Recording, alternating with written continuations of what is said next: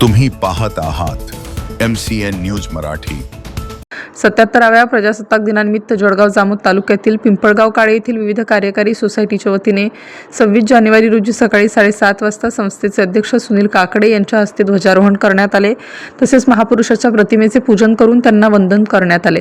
या प्रसंगी विविध कार्यकारी सहकारी संस्थेचे अध्यक्ष सुनील काकडे, उपाध्यक्ष मयूर राऊत तसेच माजी जिल्हा परिषद अध्यक्ष प्रकाश पाटील, ॲडव्होकेट भाऊराव भालेराव, विठ्ठल भिसे, रामेश्वर वाघमारे, राजू अवसार, श्रीकृष्ण वानखडे, विजय बहादरे, शेख मुख्तार, अरुण मानकर, शालिग्राम भोपळे, रत्नाकर मानकर, एकनाथ ताठे, मुरलीधर राऊत, महादेव घुटे, मनोहर मांडेकर, दिनेश काकडे, मनोहर पाटील, बाबूसिंग जाधव, वासुदेव सावडे, रामेश्वर वाघमारे, शंकर राऊत, सुनील काकडे यांची प्रामुख्याने उपस्थिती होती। MCN न्यूज मराठीकरिता वैभव वडोदे, पिंपळगाव काळे।